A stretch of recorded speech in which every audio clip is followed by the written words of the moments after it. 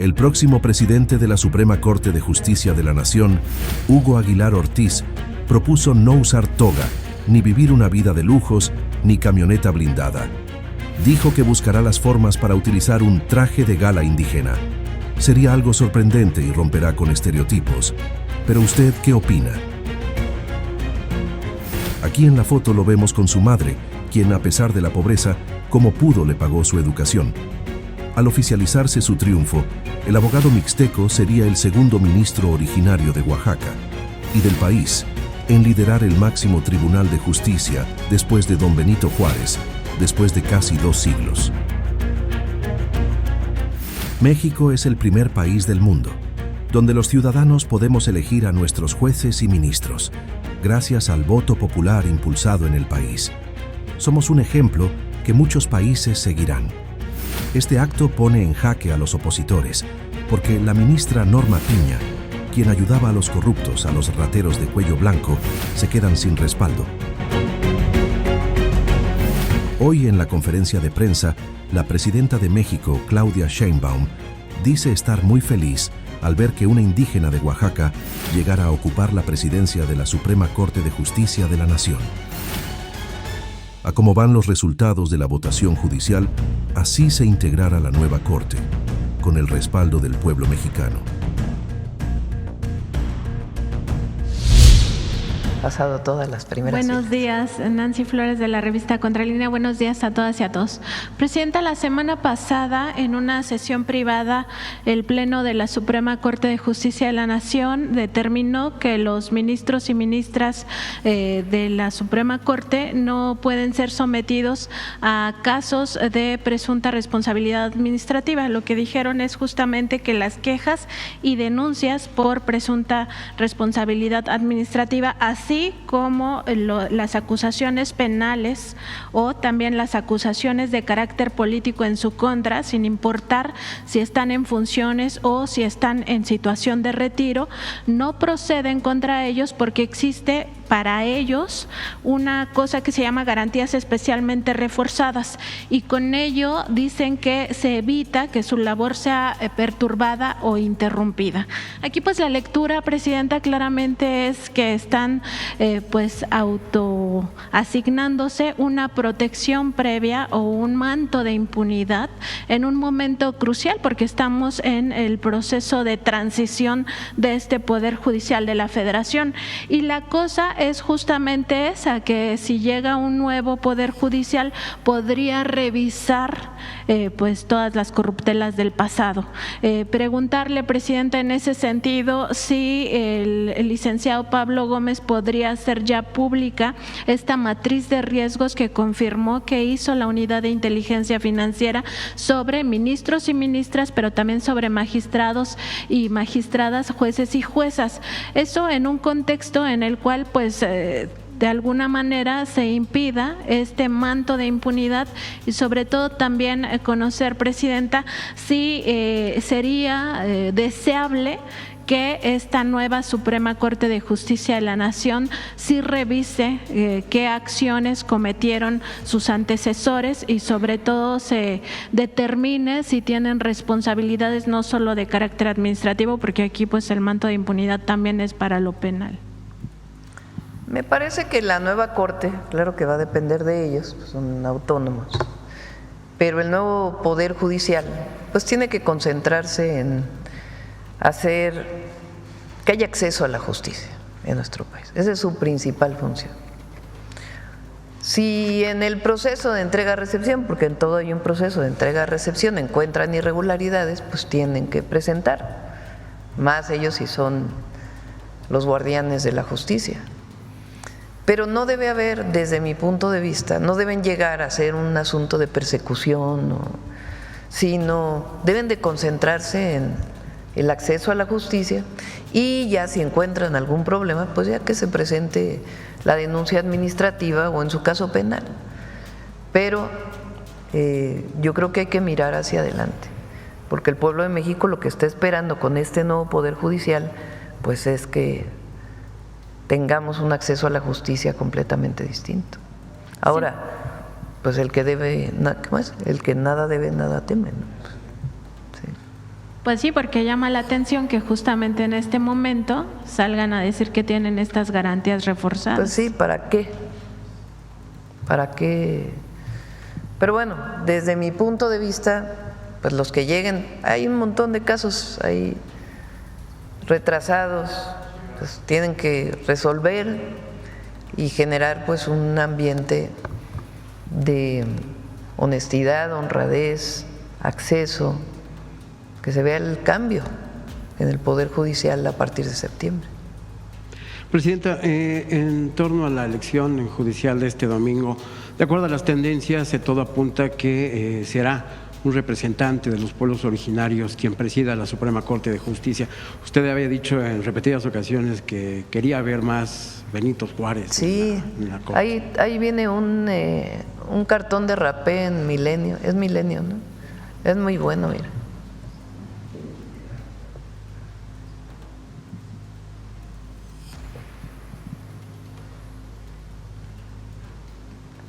Es un cambio muy importante. Ahora, hoy me estaban comentando, no lo tenía yo presente, pues tiene que evaluar el INE quién va a ser, porque en la Constitución también viene una parte de preferencia para las mujeres.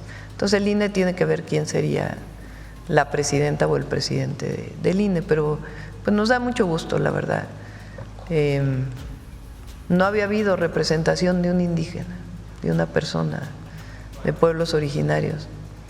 Me decía hoy Jesús desde Juárez o el Nigromante. Entonces, pues sí es un cambio profundo.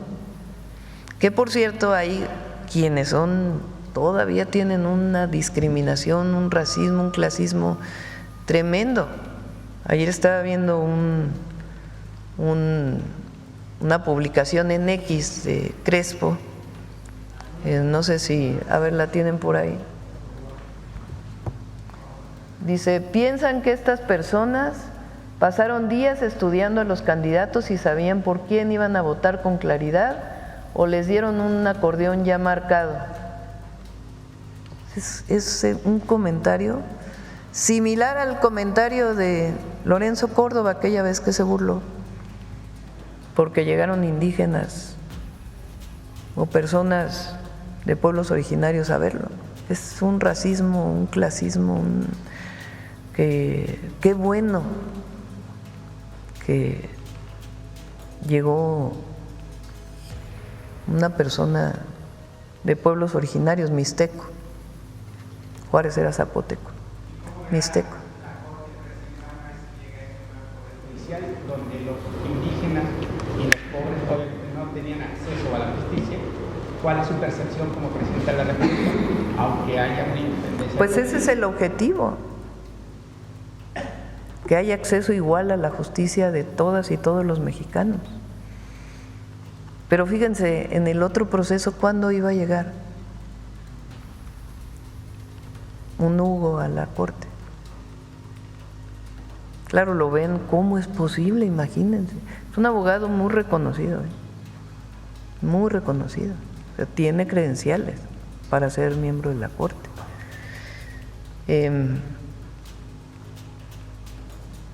Entonces, qué bueno, la verdad.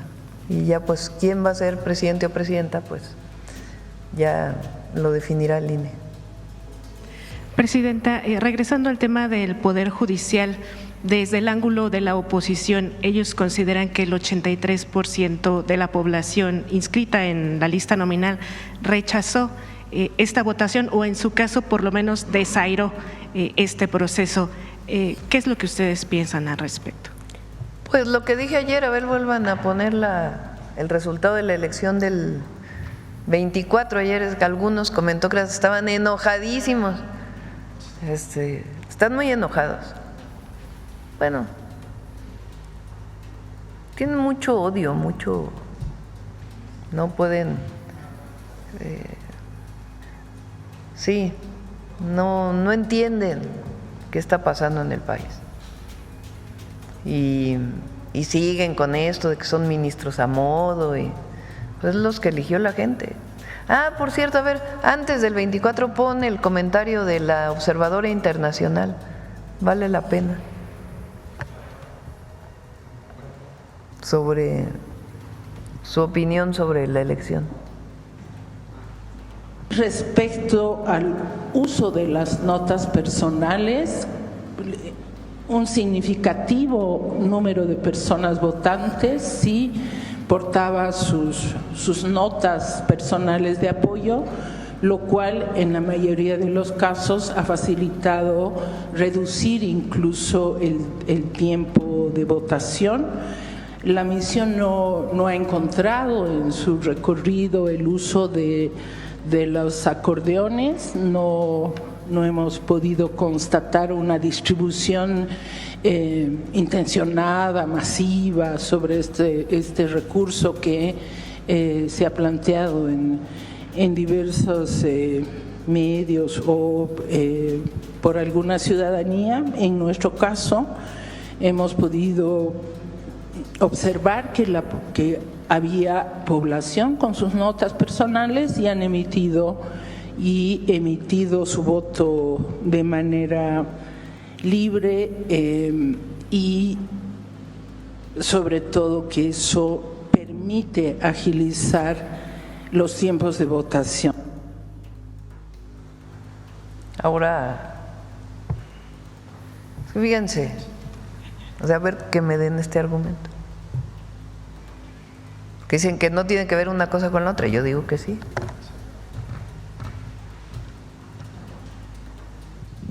Estamos hablando de número de votantes. Entonces, votaron casi 13 millones de personas, ¿no? Vamos a esperar a que termine el cómputo.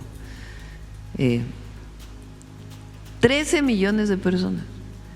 La oposición, la mayoría de la oposición, porque como ayer dije, el presidente del PAN llama no votar abiertamente y los gobernadores del PAN votaron. O sea que así que mucha coordinación interna pues no tienen, ¿verdad?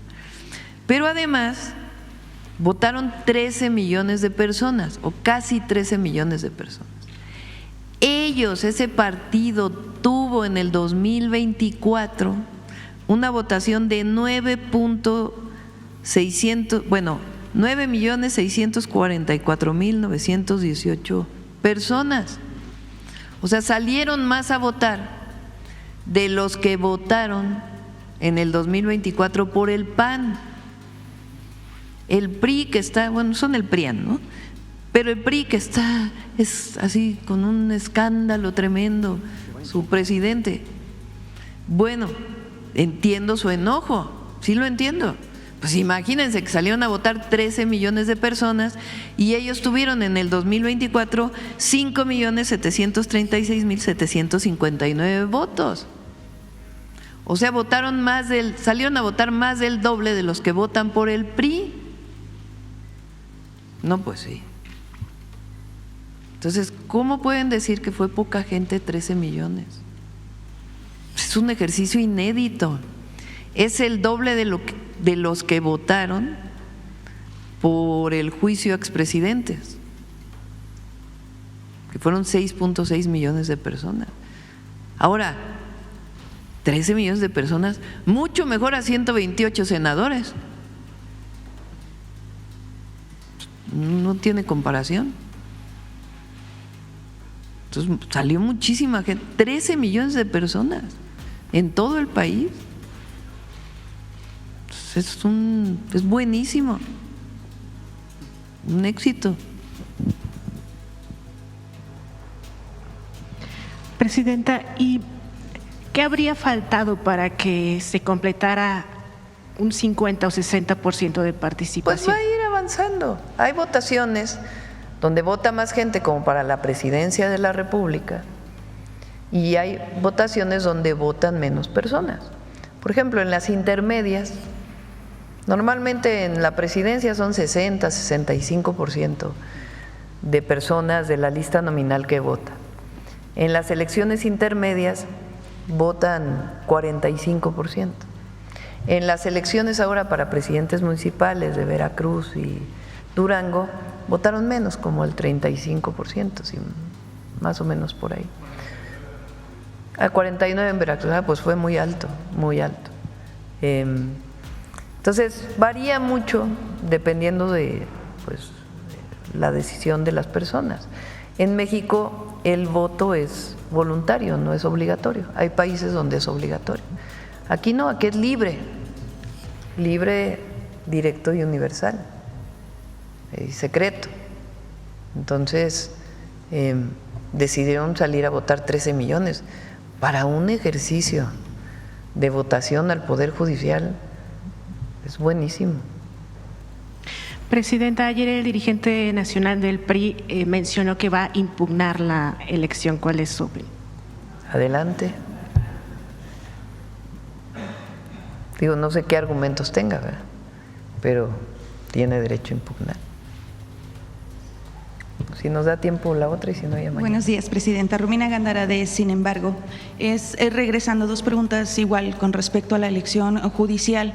Ya nos acaba de mencionar que, bueno, pues no hay una comparación de 13 millones para 120 senadores.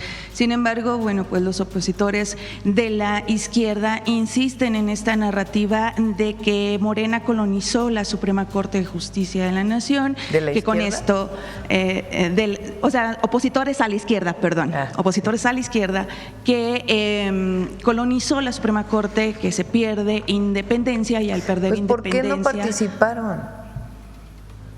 O sea, decidieron… Ellos toman la decisión de no participar en la elección porque dicen que no están de acuerdo en que se elija a los jueces por voto secreto, directo, universal. Y luego dicen que ganaron candidatos o candidatas que a lo mejor tienen fotos con el presidente López Obrador. Pero ellos decidieron no participar. O sea, ¿cómo? ¿No tienen Entonces, calidad dicen, moral para reclamar? Pues, ¿cómo van a reclamar si decidieron no participar? Llamaron a no votar. Entonces, ¿por qué no decidieron organizarse y decir, a ver, vamos a proponer?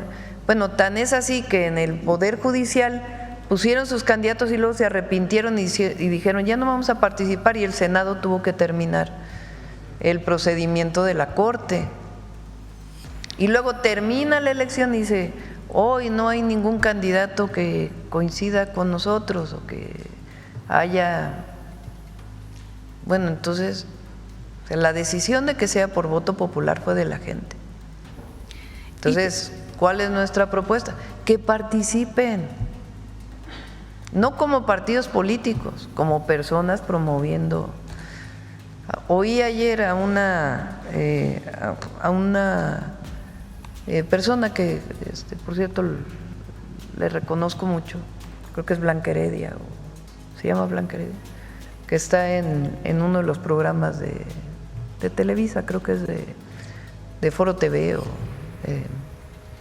que decía, hizo más una comentarista que toda la oposición junta, porque está Viri Ríos y otros, Fabricio Mejía, hicieron sus listas, las estuvieron promoviendo, dijeron, a ver, yo hice mi tarea, les propongo que voten por estos, que se vale, pero muchos decidieron no participar, aislar. Entonces ahora dicen, bueno, es que quedaron muchos que tienen fotos con López Obrador.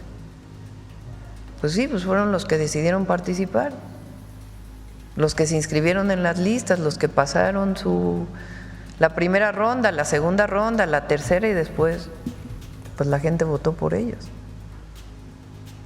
Ahora, su tarea al llegar a la Corte no es actuar partidariamente. Su tarea es impartir justicia, independientemente de cuál sea su orientación política. Su tarea no es actuar políticamente en la Corte como lo hizo la Corte actual. Su tarea es dar acceso a la justicia a todos, independientemente de por quién votan el día de una elección. Presidenta, ¿y también qué responde a estos, dentro de esta misma narrativa? Ayer incluso decían que a partir del 2 de junio arrancaba la verdadera dictadura y tiranía, y también qué responde con respecto también a estas, a lo que están señalando o están acusando de presunto fraude, de que se entregaron acordeones, en lo que usted ya mencionaba que resultaron electos quienes aparecían en estas acordeones. ¿Qué les responde? Y si hay evidencia de algún fraude electoral, bueno, ¿qué les responde además de que tienen que ir al INE? Mía, la opinión de una observadora internacional, por eso la pusimos. Pues claro que mucha gente llevaba su papel que había revisado previamente, porque eran, en el caso de la ciudad, creo que 12 boletas, ¿no? 12, las locales también eran 6, ¿no?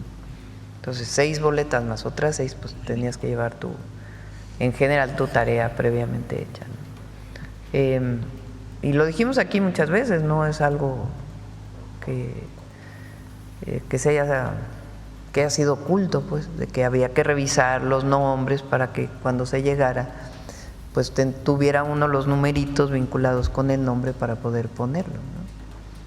Entonces, que es perfectible la manera en que se hizo la boleta, que pues claro que todo es perfectible y ya se tomará en cuenta para la siguiente elección por el INE. Pero ahora pues fue un muy buen ejercicio y yo estoy convencida que este Poder Judicial va a ser mejor que el que tenemos. ¿Qué aspectos considera que son perfectibles y sobre todo porque en el 2027 viene una concurrencia de elecciones ordinarias, de un proceso electoral? Pues ya se verá por parte del INE, ¿no? Yo creo que ellos tienen que hacer su evaluación, su revisión y a partir de ahí pues que se mejore siempre el proceso, ¿no? Siempre es perfectible cualquier proceso. Pero lo que es absurdo es decir que porque ellos dicen, la oposición, los comentócratas, estos que están así, pero en un enojo absoluto, dicen que ya no hay contrapesos, que ya todo… Bueno, primero, ¿por qué en la Cámara de Diputados o de Senadores no hay más diputados de los otros partidos? Pues porque la gente no votó por ellos. No es así como que es 1 más 1, 2, no se necesita demasiado análisis político. No votaron por ellos, por eso hay más diputados de la coalición por la que llegamos a la presidencia. Pero la otra, a mí me hubiera tocado nombrar creo que a 4 ministros. Entonces los hubiera nombrado la presidenta de los 11 que habían. Entonces, si consideramos que hay 3 ministras que han votado juntas, que por cierto parece que las 3 fueron, se van a quedar, más 4 que me hubiera tocado elegir a mí, pues ya eran 7 de 11. ¿Para qué hacer tanta elección? ¿Para qué tanto? Así que como diría Juan Gabriel, pero qué necesidad. Sí es Juan Gabriel, ¿no? Sí. No, si yo hubiera elegido directo 4, si me lo rechazaba el Senado, pues los volví a nombrar. Entonces, no tocaba ahora porque el ministro Aguilar se fue y tocaría haber nombrado uno en noviembre, creo que del año pasado. Entonces ya se hubiera tenido los votos suficientes para que no pasara ninguna controversia constitucional. No, esta es una transformación de fondo, profunda, que tiene que ver con la democracia.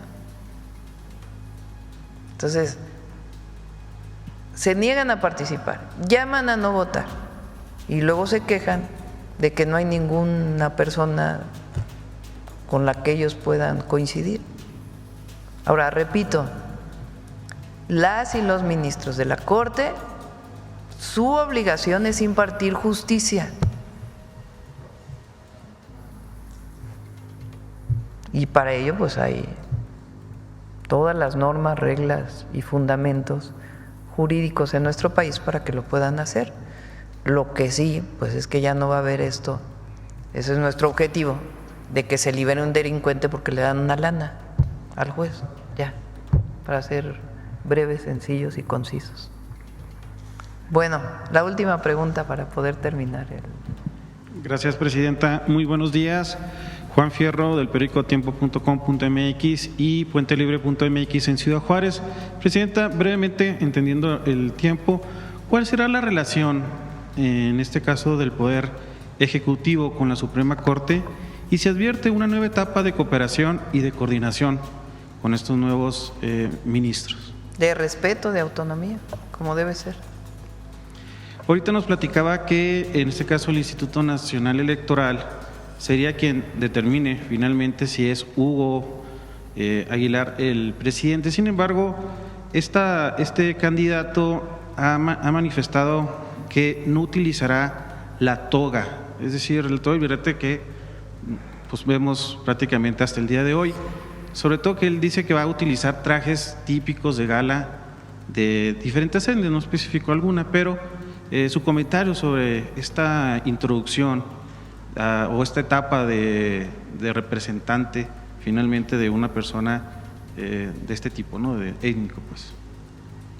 Pues es pueblo indígena, de pueblos originarios. Hay quien dice que indígena ya tiene una connotación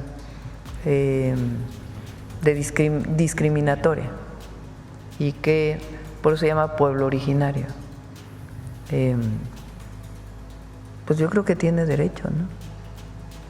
No sé cómo sea la norma interna del uso de la toga. ¿Ah, sí? ¿Es presidencial? Bueno, vamos a preguntarle a Ernestina. Pues yo creo que tiene todo el derecho. ¿Y presidenta? Gracias, buenas tardes a todos y a todas. Este video que acabamos de ver da cuenta del desarrollo de la jornada, del inicio de los trabajos de los cómputos en las 300 sedes distritales del instituto, de la voluntad y el profesionalismo con el que están trabajándose en las 300 juntas distritales, de cómo llegaron los paquetes a los mismos, de cómo se están transmitiendo en vivo y cómo estamos en este momento trabajando. A todos los medios de comunicación, muchas gracias por estar aquí con nosotros. A nombre del Instituto Nacional Electoral, agradezco profundamente su presencia y atención para seguir informando con claridad, responsabilidad y transparencia sobre la parte final de este inédito proceso electoral en el que las y los ciudadanos de México han elegido por primera vez en la historia a quienes integrarán el Poder Judicial de la Federación. Es muy importante que la ciudadanía constate qué está ocurriendo en este momento en cada uno de los 300 consejos distritales del INE distribuidos en todo el país.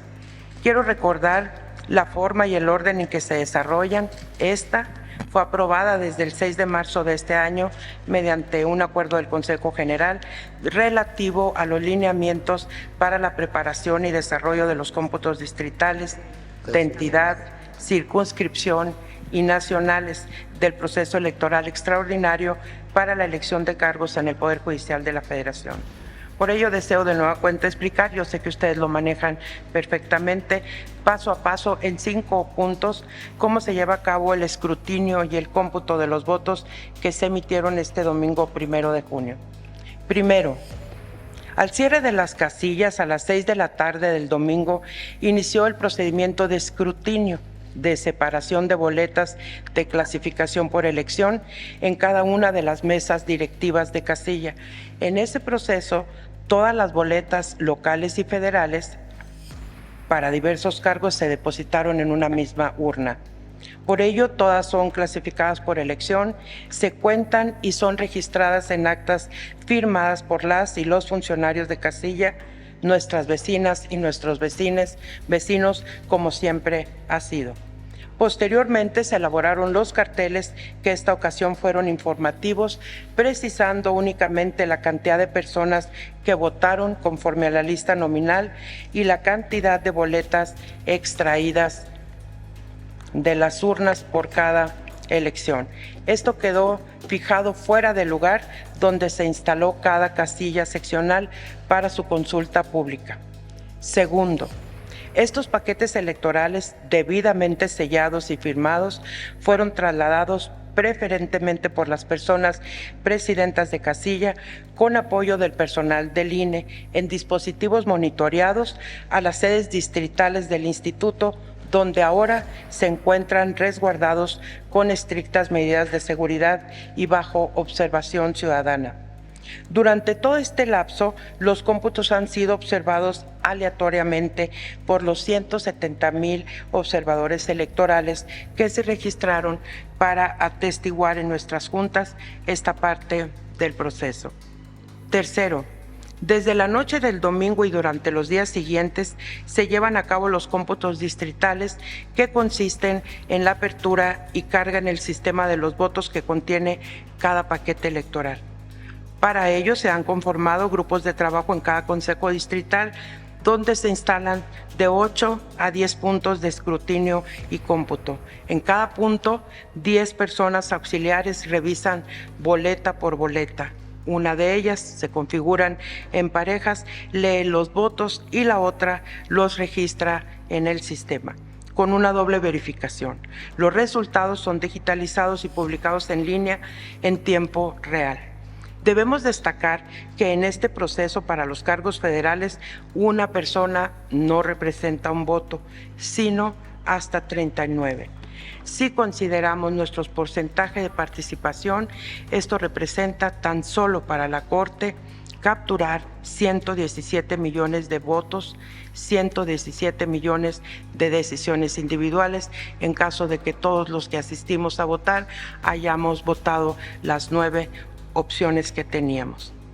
En global, en un escenario de marcaje completo de las boletas, esto nos llevaría a una captura de 507 millones de votos de mexicanas y mexicanos que decidieron por la justicia de nuestro país.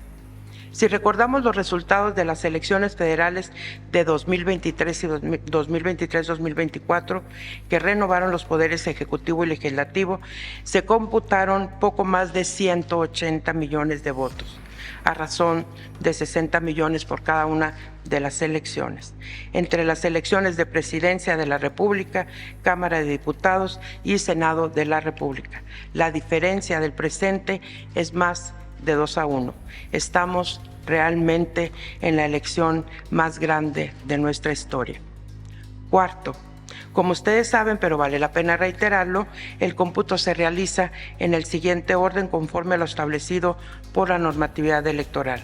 En principio, Suprema Corte de Justicia de la Nación, seguida del Tribunal de Disciplina Judicial, para continuar con la Sala Superior del Tribunal Electoral del Poder Judicial, luego las salas regionales del mismo tribunal, y terminamos con magistraturas de circuitos judiciales por distrito judicial electoral y juezas y jueces de distrito por distrito judicial electoral.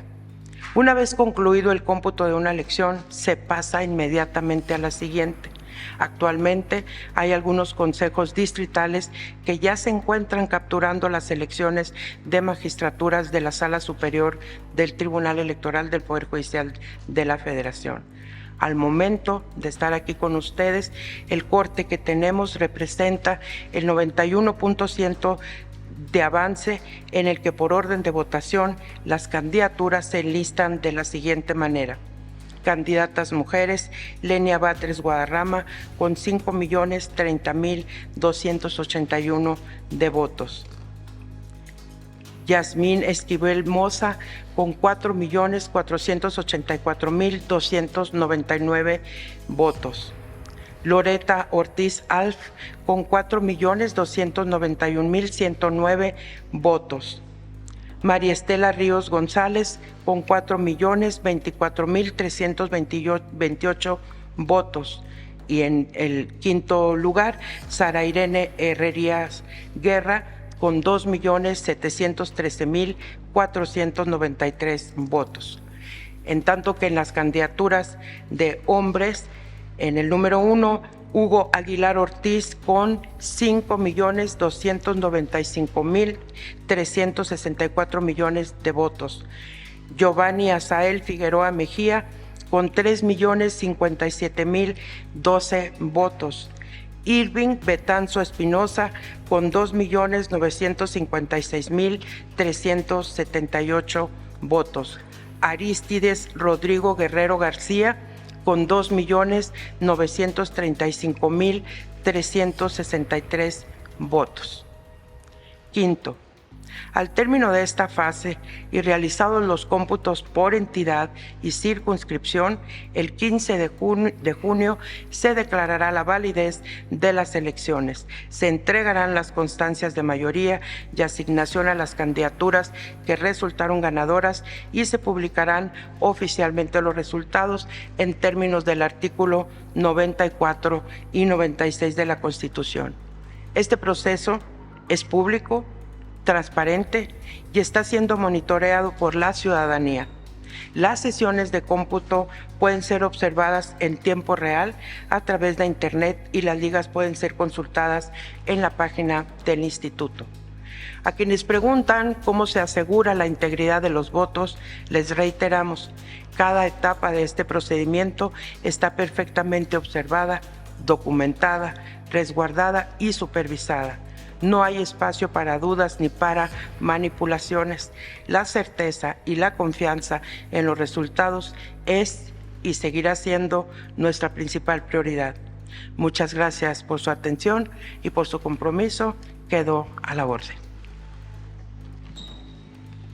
Gracias, presidenta. Comenzaríamos la ronda de preguntas con Janet López Ponce de Milenio. Muchas gracias. Buenos días, presidenta. Yo primero quisiera preguntarle sobre el principal tema que está rondando en las últimas horas sobre el avance de los resultados, que es la presidencia de la Suprema Corte. Para la mayoría de, incluso los expertos electorales, la reforma es muy clara y la Constitución en el artículo 94 señala que se dará la presidencia en esta ocasión por un periodo de 2 años a la candidatura que tenga más votos, independientemente del género, y entonces se irá turnando o rotando cada 2 años.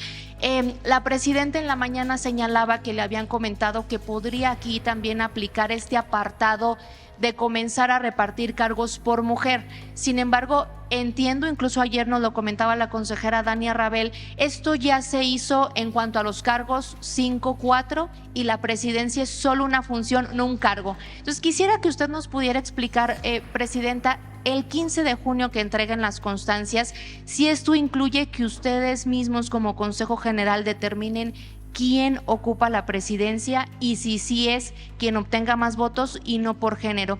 Y en segundo punto quisiera también preguntarle, presidenta, la presidenta Claudia Sheinbaum también señalaba que los errores o las deficiencias que se pudieron tener en esta elección y que derivan en la baja participación, el INE tendría que enmendarlo o ajustarlo para 2027.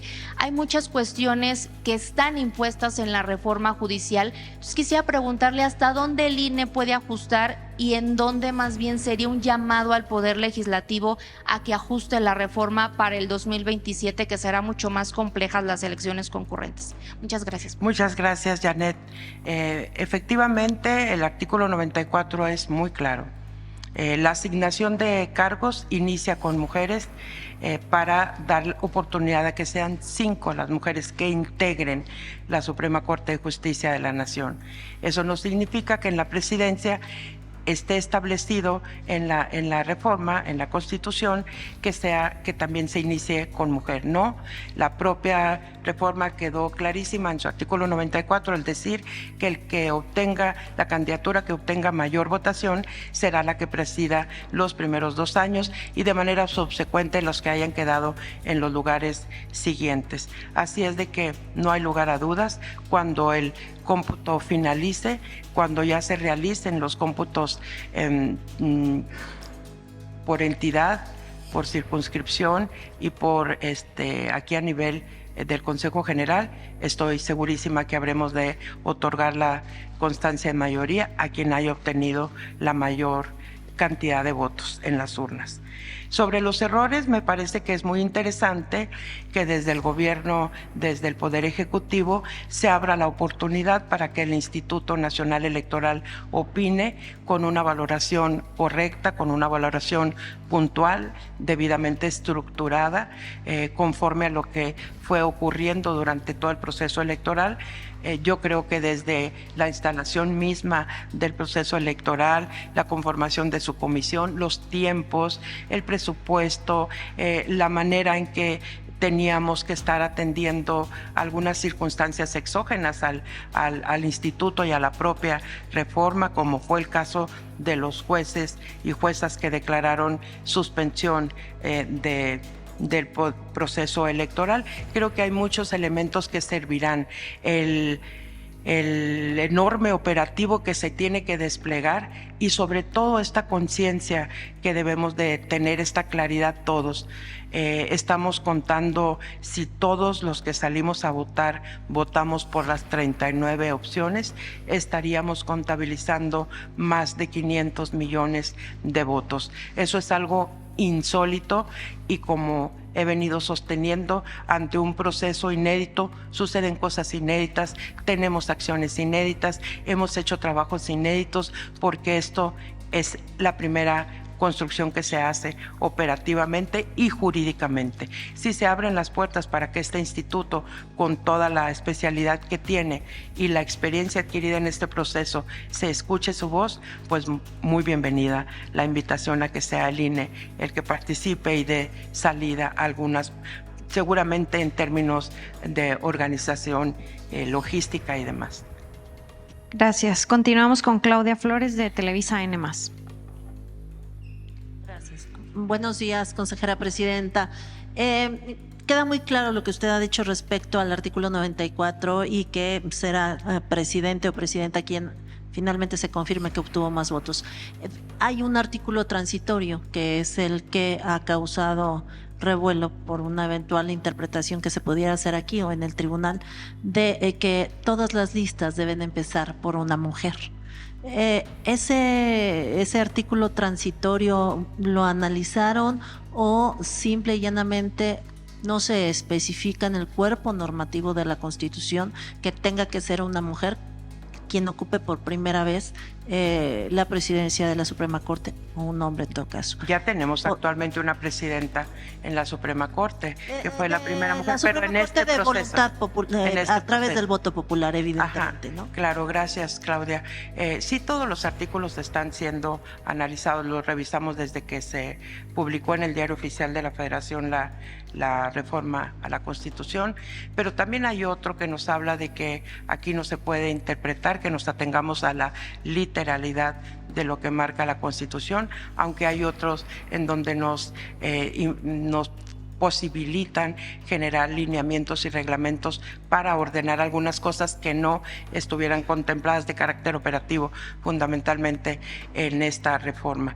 Así es de que el hecho de que se establezca que iniciará la lista con mujeres es para las candidaturas, ya se verificó, es para dar la oportunidad de que efectivamente sean 5 mujeres y 4 hombres. Eso es la integración de la Suprema Corte de Justicia. La presidencia es quien obtenga más votos en las urnas. Eso es para la integración y garantizamos con esa parte de la ley, Claudia, que efectivamente sea mayoría. Al ser impar el número de integrantes, la mayoría quedará integrada por mujeres. Presidenta, y nada más, ¿entregan constancia de mayoría a presidente o presidenta de manera explícita? ¿Hay una constancia de mayoría al presidente o presidenta de la Corte? ¿O lo único que entregan son constancias de mayoría a ministras y ministros de la Corte, justamente porque es una función, no un cargo? Preguntarle cuándo calcula o estima llegar al 100, porque no llegaron hasta ahora. Y le dejo una nada más al final sobre estas críticas que se hacen de quienes están posicionándose en los primeros 9 lugares de la Corte. Son quienes aparecían en estos guías de votación o acordeones que fueron distribuidos, o que por lo menos los medios de comunicación insistieron en que había, o algunos medios, había la distribución de estos acordeones. ¿Qué responde usted a esas críticas? Gracias. Gracias. Sobre que si vamos a entregar constancias de mayoría, sí. Estamos ya preparando el operativo conforme van avanzando los cómputos. Nosotros también estamos trabajando para la reunión primero de la deliberación que tenemos que hacer las consejerías, después la sesión de Consejo General, y estamos ya preparando toda la logística para la entrega. Se entrega todas las constancias de mayoría, incluido el de la presidencia de la Suprema Corte, porque así viene establecido. El que tenga mayoría de votos tiene la calidad, además de ministro de la Suprema, presidente de la Suprema. ¿Sí? Y sobre las críticas a los que resultaron, a nosotros nos toca, Claudia, entregarle las cuentas a México de lo que estamos contabilizando en cada uno de los 300 distritos. Ese es el cómputo y esas son las cifras que vamos a estar proporcionando. Si fueron coincidentes o no fueron coincidentes, pues yo creo que todos tenemos la posibilidad de revisar tanta variedad de opciones que había en lo público para emitir nuestro voto y constatar si eso es así, porque hubo de todo tipo de opiniones para que todos los que fuéramos a votar las tomáramos en cuenta, estas denominadas acordeones. Nosotros estamos dando cuenta de lo que en la urna se depositó por parte de los ciudadanos. El análisis ese vendrá después, estoy segura. Gracias, presidenta. Jorge Monroy, Latinos. Buenos días, presidenta. Hola, Jorge. Secretaria y consejera. Quisiera preguntarle, dividirme una pregunta en dos. Quisiera saber por qué no tiene el 100% de los cómputos digitales, dado que pues, prácticamente los paquetes electorales, ayer nos decía, están ya en los consejos distritales. ¿Por qué no esperó? Porque finalmente ese es un elemento también de certeza para los candidatos y los propios ciudadanos. Entonces quisiera preguntarle por qué no esperó usted a tener el 100% de las actas, de los cómputos digitales, y ni presenta un informe con un 91%. Y en este mismo tema quisiera preguntarle, deme un momento,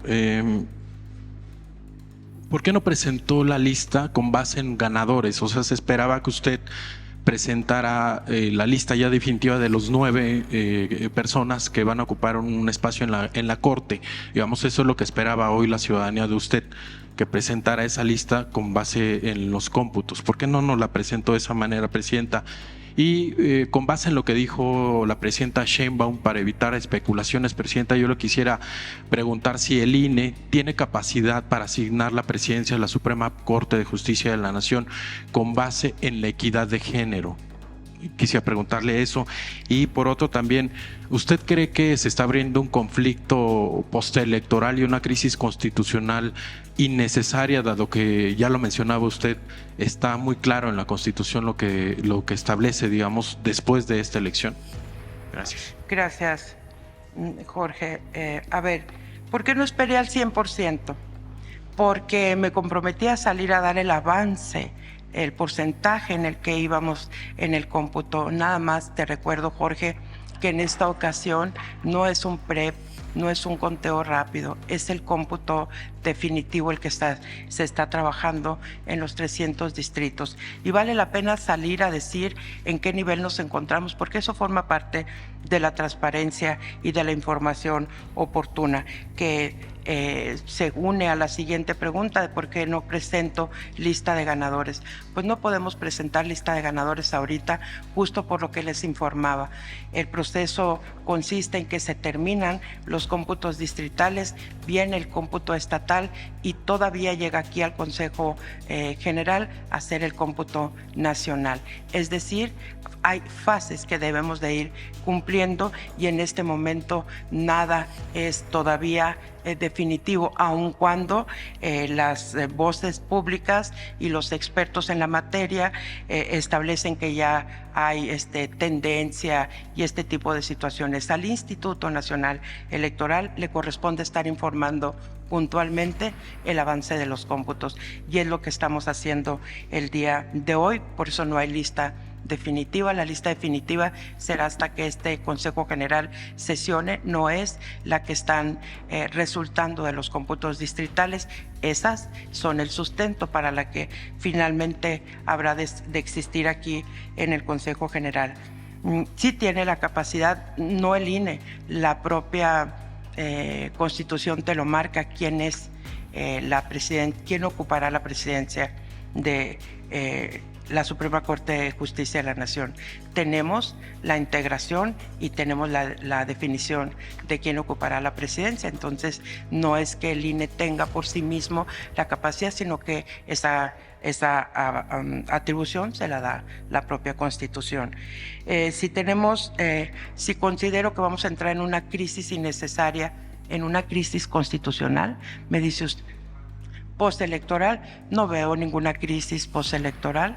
Hay anuncios, por supuesto que hay que estar enterado de todo esto, de que habrá solicitudes de anulación, seguramente se le dará el trámite correspondiente, pero no vemos una crisis postelectoral aquí, porque ¿qué sería una crisis postelectoral, Jorge? La imposibilidad de realizar cómputos, la imposibilidad de tener resultados, el bombardeo hacia el sistema de cómputo en intentos de hackeo, el tumbar este tipo de sistemas no ha ocurrido, y tampoco hay manifestaciones extremas en la calle, porque uno de los principios del instituto es justamente generar el cambio de poder, cuando hay cambio de poder, por la vía pacífica y ordenada, y esa es la celebración de los procesos electorales periódicamente.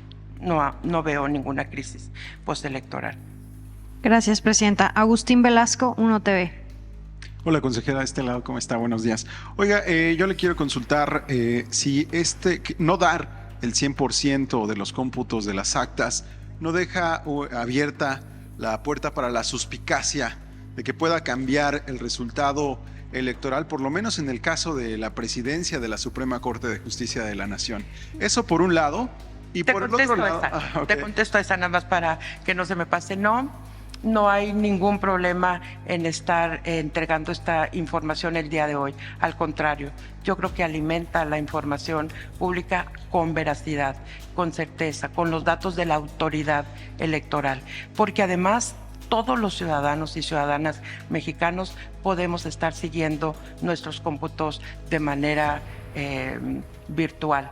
Todos los podemos estar viendo. Esta información es pública, pero vale la pena que la autoridad administrativa en materia electoral salga y diga en qué porcentaje del cómputo vamos. Así que no hay ningún problema. Así estaremos anunciando cómo vamos. Por eso les decía hace un rato que ya se termina esta elección en algunos distritos y avanzan en otras elecciones en las que siguen, y ustedes lo pueden estar observando también de manera permanente. Ok, y la última pregunta, consejera, es más en tono político.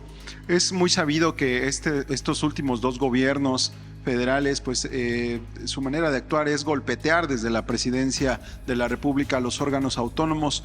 Quisiera preguntarle si el INE se va a dejar acorralar por estos dichos de la presidenta en la mañana de que le tocaría presidir a una mujer la Suprema Corte de Justicia de la Nación, si se van a dejar acorralar o van a respetar el INE, el árbitro electoral, textualmente lo que dice la Constitución. Gracias. Como siempre lo ha hecho.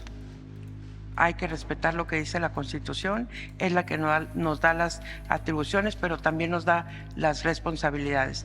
Y el apego irrestricto a las leyes que nos marcan esta responsabilidad, hay que tenerlo al 100%. Gracias, presidenta. Fabiola Martínez, La Jornada. Consejera, de este lado, buenas. ¿Dónde andas, Fabiola? Ok, ya. Buenos días, secretaria ejecutiva, consejera presidenta. En este primer análisis preliminar, está muy reciente la elección, ¿nos podría dar su punto de vista de lo que ocurrió o de lo que podría haber ocurrido con este inédito número de votos nulos y de recuadros no llenos, donde no se inscribió un número? Ahí ¿cuál es el primer análisis preliminar? Y si me permite después otra. Gracias. Gracias, Fabiola. Yo creo que lo que vivimos este 1 de junio es un esfuerzo y un ánimo de los que salieron a votar por sí definir el Poder Judicial de la Federación en sus diferentes cargos que estaban a nuestra disposición. También creo que los votos nulos, hicimos un análisis previo aquí en el instituto sobre qué posibilitaría anular o no anular un voto. Hicimos avances, o sea, todos nosotros sabemos que los votos nulos se han ido construyendo al pasar de los procesos electorales en lo que tiene que ver con el Poder Judicial, el Poder Legislativo y el Ejecutivo, y es también la base de la definición de votos nulos o válidos, sentencias del tribunal. Al ser un proceso por primera vez que íbamos a vivir, sí tuvimos la precaución de revisar esa posibilidad y también dijimos que teníamos que contabilizar los espacios que no se ocuparon, porque ahorita les daba yo la cifra de más de 500 millones de votos en caso de que todos los que acudimos hubiésemos marcado en la totalidad de las opciones, las 39. Si eso no sucedió, también será un análisis que abonará, por ejemplo, en el diseño de las boletas, en la forma de votar, en esta posibilidad que otorgó el Conoce, Practica y Ubica, que creo que hay que resaltar que tuvo más de 25 millones de visitas este sitio en el instituto, algo también no esperado, y eso yo creo que hay que ir revisando en el análisis a futuro de este proceso que acabamos de vivir. Fabiola, todo eso debe de estar considerado. ¿Por qué los votos nulos? ¿Por qué los espacios no ocupados? Intentar encontrar una razón.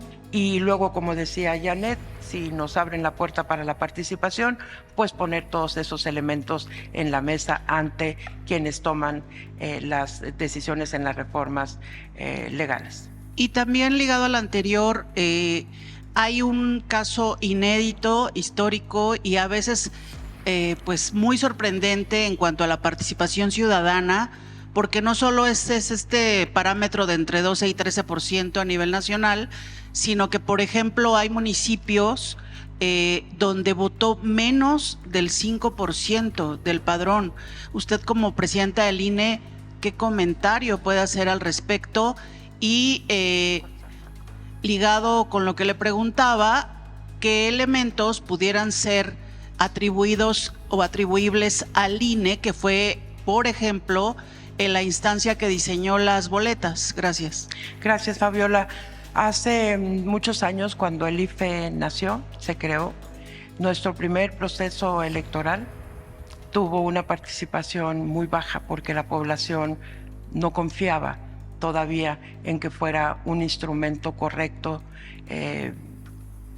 transparente, abierto, justo, que estuvieran los que debían estar en el padrón y también en la lista nominal.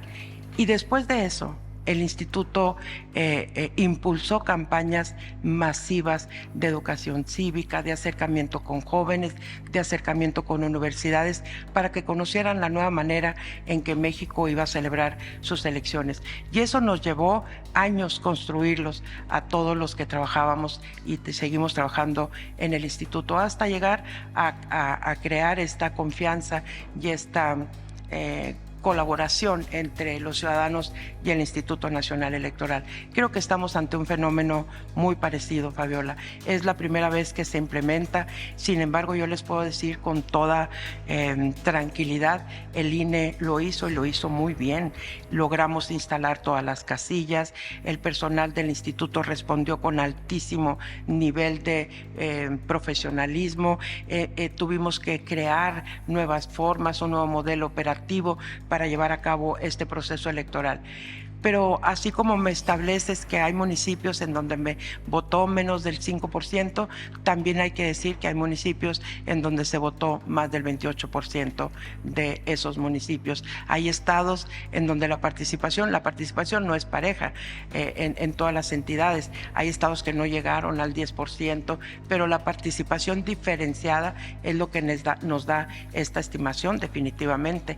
El 13% ya es el promedio Premio Nacional de Participación, pero también tuvimos municipios en Veracruz, por ejemplo, Coatzacoalco, 28% de participación ciudadana, contra otros que bajan hasta el 6% de participación ciudadana, y es lo que nos coloca en esta estimación. Creo que después de este primer proceso electoral tendremos extraordinario el Poder Judicial, tendremos que hacer un mundo de reflexiones que nos lleven a convocar con más ahínco, a convocar incluso de una manera distinta a la población para que salga a votar. Tenemos que buscar caminos más convincentes para lograr la participación ciudadana, no para que voten por X o por Y, pero sí que nos comprometamos cada vez más, como ocurre ya con los otros dos procesos electorales. Gracias, presidenta. Jorge Chaparro, Mega Noticias. Gracias, secretaria, consejera, presidenta. Buenos días. Quiero, si me puede aclarar, los votos nulos, no hay duda de que fueron votos nulos. Es decir, se tomaron los criterios anteriores y se tiene certeza de que fueron votos nulos.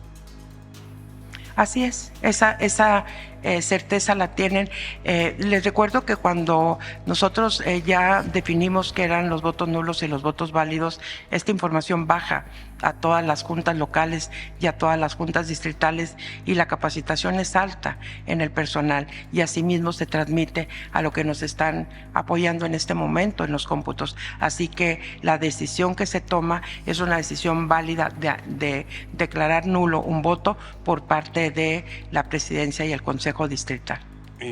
Para el análisis que vamos a realizar los medios de comunicación o los especialistas, también es importante este voto nulo, porque significaría una decisión de alguien que sí acudió a las urnas y decidió cancelar o si tienes anular votos nulos por diferentes razones, el que decide anular, o el que vota de manera errada, o el que no vota de manera decidida, y por tanto no puedes definir si el voto era válido para una o para otra candidatura. Esas son algunas de las razones. Y también tenemos lo de los espacios en blanco, que es un ejercicio muy interesante, porque al tener 39 opciones frente a nosotros en 6 boletas, seguramente alguien que no votó las 39 opciones ha de haber dicho: es mucho tiempo el que estoy invirtiendo, ya tengo que salir de la urna, ya se me olvidó lo que había estudiado, no llevaba sus notas. Hay muchas razones, y yo creo que eso es parte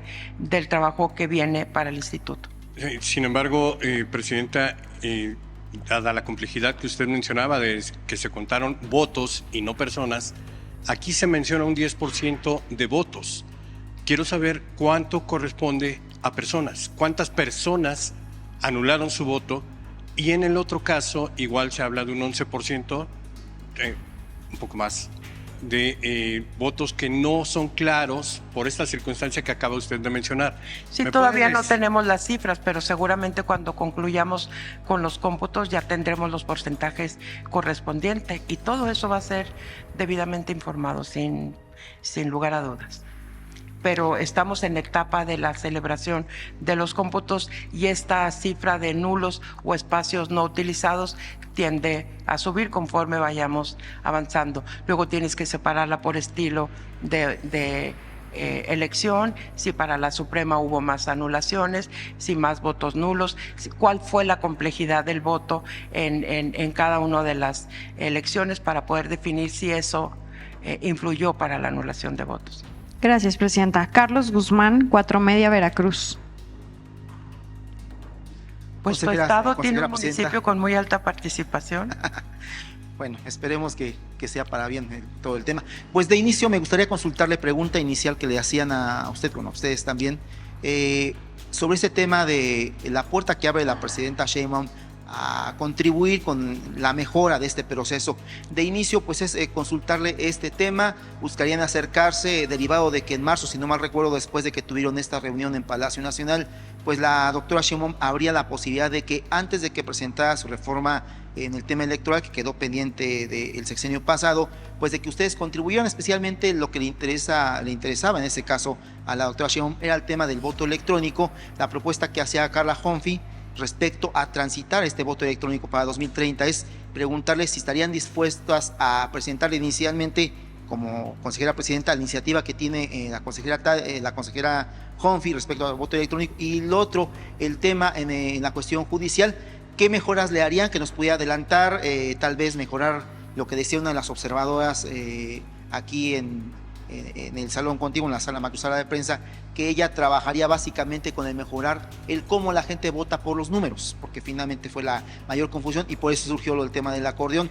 Y alguna otra cuestión que quiera pues adelantarnos, tal vez presupuesto, que finalmente tengan el presupuesto adecuado, y también si estarían en contra de la posible desaparición de los OPLES, que todo parece indicar se va a retomar en esa propuesta que se presentará en septiembre. Gracias. Gracias. Esperemos tener el dato firme para poder opinar sobre la posible reforma electoral. Hasta este momento fue presentada en aquel momento la reforma electoral.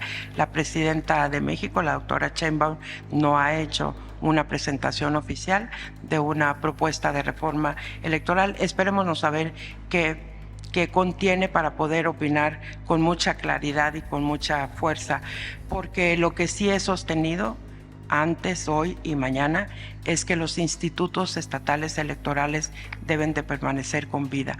La libre configuración constitucional de cada una de las entidades demanda un esfuerzo extraordinario en cada una de las entidades, con las características y las particularidades de cada uno de los estados, que sería un poco contaminar el tema de esta coordinación que actualmente vamos en el Sistema Nacional de Elecciones y la actividad propia federal del Instituto Nacional Electoral, porque no podemos olvidarnos que el instituto le toca organizar y llevar a buen puerto las elecciones federales, pero a los 32 institutos estatales electorales las elecciones locales, que tienen muchas áreas de oportunidad ambas, claro. Siempre tenemos nosotros la última reforma electoral desde el 2014.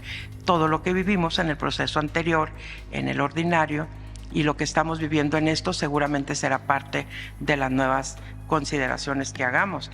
Y sí, por supuesto, si hay un momento en el que se tenga que reunir el Consejo General con quien disponga para los trabajos correspondientes, ya sea en la Cámara de Diputados o en la propia Poder Ejecutivo, seguramente con la voluntad enfrente para que esto siempre esté a la vanguardia de nuestro país y del mundo, así estaremos colaborando. Gracias, presidenta. Jorge Salcedo, El Sol de México. Muchas gracias, presidenta. Disculpe, ¿cuándo tendríamos quizá un avance o ya, digamos, el total de cómputo de la participación para conocer un poco cuál fue el resultado, ¿no? Finalmente, si se llegó a ese 13%. Esa es la pregunta más interesante. Tenemos hasta el día de hoy para tener los resultados finales. Estamos esperando que los distritos, a través de sus juntas locales ejecutivas, nos estén pasando la información de la culminación. Estamos ya en muchos distritos, ya hemos terminado con este cómputo, pero se refleja en el sistema conforme se va presentando en el mismo sistema, ¿no? De tal manera que hay que tener confianza de que los temas de esta primer cómputo serán resueltos el día de hoy, y ya de ahí pasa al cómputo estatal. Esto es que no hay que dejar de tenerlo en cuenta. Aquí terminan los cómputos distritales, seguimos con los estatales y luego llegamos al nacional, aquí al Consejo General.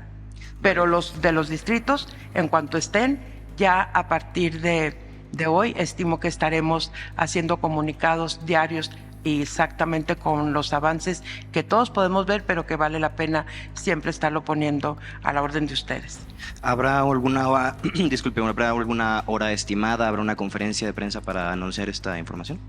Pues yo creo que antes de las 8 de la noche, Sí, y si no, pues entonces entramos en esfuerzos extraordinarios en los distritos en donde no estemos por alguna razón concluyendo. Ahí va el apoyo para que este día, porque hay calendario de trabajo, este cómputo tiene que terminar el día de hoy, sí o sí. Gracias, presidenta. Gracias, presidenta. No, con este mensaje, y ya lo otro va a ser mensaje a todos ustedes para que ya estemos enterados todos. Gracias. En qué momento se termina y en qué momento se termina la siguiente, y así vamos a estar. ¿Sí? Erika Hernández, Reforma. Acá ando. Presidenta, ya nos dijo este tema de los votos para la presidencia. Esta es una pregunta más bien técnica, entonces.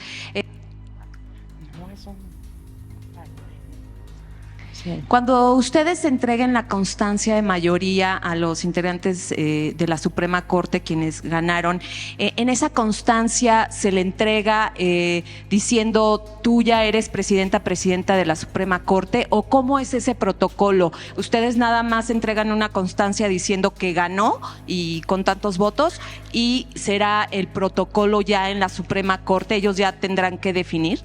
No, Erika, porque la Constitución no marca el procedimiento ese de que entre ellos van a tomar una decisión.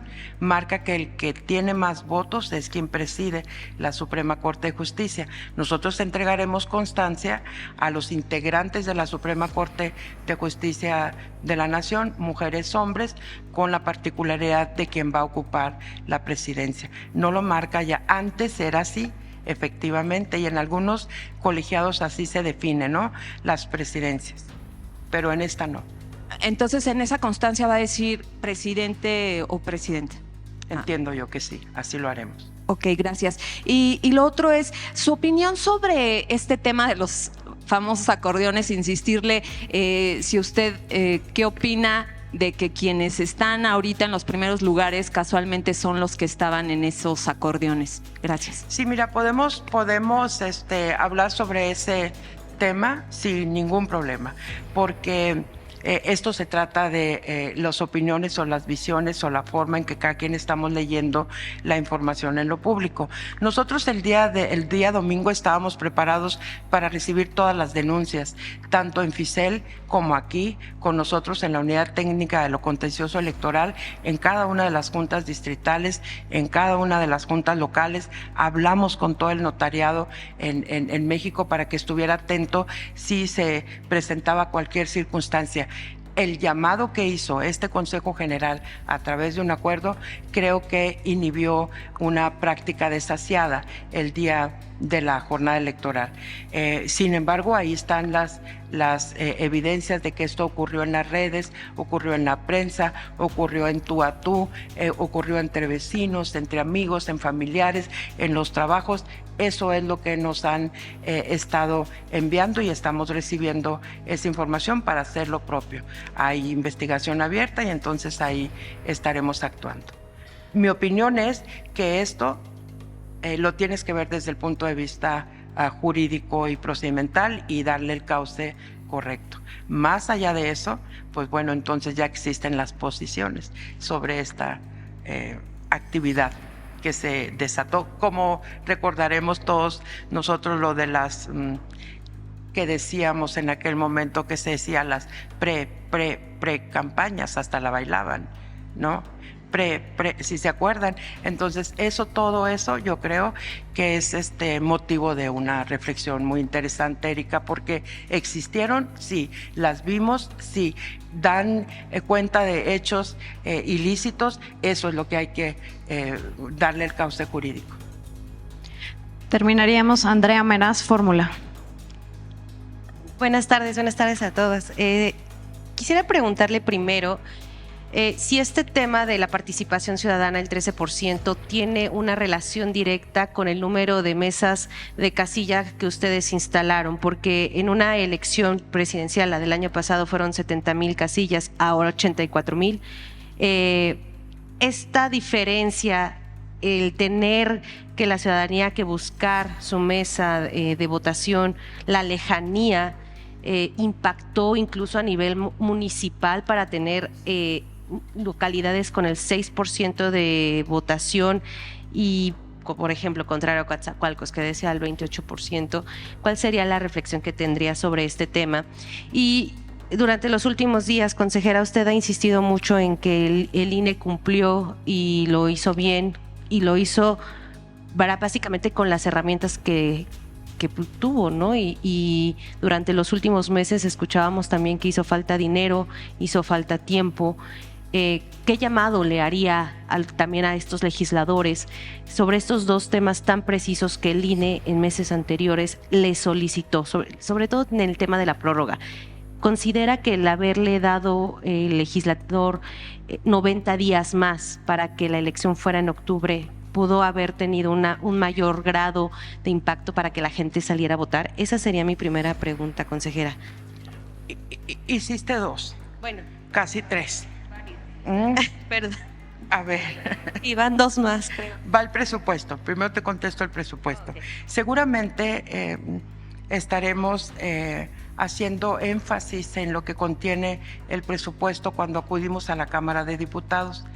Ustedes vieron cómo defendimos el presupuesto de principio a fin porque todo estaba debidamente fundamentado y estaba debidamente trabajado en un programa, en una ruta para sacar adelante este proceso electoral. Aún así, con las diferentes reuniones y la comparecencia de las consejeras que estaban integrando la Comisión Temporal de Presupuesto, decide el Poder Legislativo este recorte al Instituto Nacional Electoral.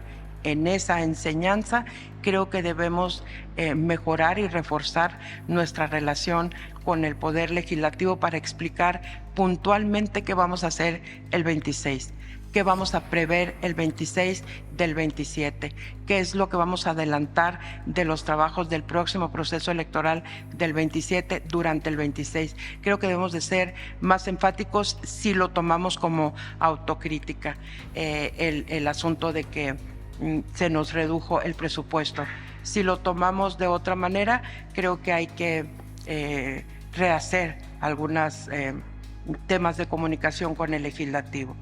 Con respecto a la relación que existe entre la votación y la instalación de las casillas, por supuesto que hay una relación sí directa, porque el proceso anterior instalamos 134,000 casillas. 134,000. En este proceso instalamos 84,000 seccionales. Esto se convierte en un diseño operativo diferente, pero no por ello ineficiente, ni ineficaz, tampoco inválido.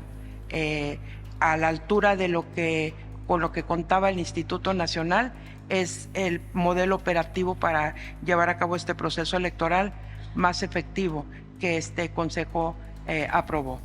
Y eso hace entonces válida, igual que en los otros temas que han planteado tus compañeros, que este sea un tema más de la reflexión que tendremos que hacer y quizá también sirva como punta de lanza para el tratamiento del presupuesto y la explicación en la Cámara de Diputados, ¿no? Si nos hubiera ido mejor si nos dan la prórroga, por supuesto. Es evidente, 90 días son 90 días de trabajo continuo, pero también nos hubiera ido muy bien si los jueces y juezas que no tenían la calidad para suspender el proceso lo hicieron en cientos y cientos y cientos de sentencias de amparos y demás. También nos hubiera ido muy bien con esos otros 2 meses que nos mantuvimos en pausa en respeto al poder judicial, no hacía las atribuciones de los jueces. Por cierto, acaban de revocar una de las tantas multas que nos pusieron a los 11 consejeros, ya quedó revocada una de ellas. No me pidas el dato preciso, te estoy viendo la cara, porque no me acuerdo del juez específico, pero creo que era de Michoacán, y ya quedó revocada, y así se irán revocando todas porque no tenían el sustento jurídico correcto. Así que ¿me podría recordar? Será. ¿Me podría recordar cuántas multas les habían impuesto? Fíjate que creo que eran 5 multas. Entonces ya debíamos muchísimo, Andrea, porque eran a título personal, ¿no? Y así hemos estado combatiendo cada una de ellas y en el paso que se tiene que ir dando ya llevamos una. Ya nada más nos quedan 4 y así caerán las otras también, estoy convencida, porque nos asiste la razón. Muchísimas gracias a todos. Bueno, Perdone, ¿usted cree que haya un alto grado de impugnaciones con el tema de los resultados? Y también, por ejemplo, en la presidencial se van los paquetes al Tribunal Electoral y allá los resguardan. ¿En este caso es similar? O sea, llegan a las juntas y después se van al tribunal, o los va a recibir y resguardar el instituto. E insisto, con el tema de las impugnaciones, ¿usted considera que puedan llegar muchas o cómo ve, Andrea, digamos? Fíjate que yo quiero reconocer a todos los candidatos y candidatas que estuvieron en este proceso electoral, altamente conocedores de la materia, altamente civilizados y altamente preocupados por hacer las cosas y hacerlas bien, ellos en cada una de sus candidaturas. Cuando empezó este proceso electoral, todo el mundo supuso que como todos eran abogados, entonces íbamos a estar llenos de quejas y denuncias. De verdad, ha sido muy baja la presentación de quejas y denuncias, y durante la jornada electoral, que también esperábamos y estábamos preparados para otra gran cantidad de escritos, manifestaciones, quejas, denuncias, este tipo de situaciones, tampoco recibimos. El día de la jornada, hablando con la Fiscalía Especializada en Delitos Electorales, creo que recibió a nivel nacional 1 o 2. Los notarios, hablando con ellos, con todo el sistema de notarios a nivel nacional, tampoco fueron requeridos sus servicios para dar fe de algo, aun cuando hubo incidentes en donde pudieron haber sido llamados. Gracias, presidenta. Gracias. Muchas gracias. A la izquierda.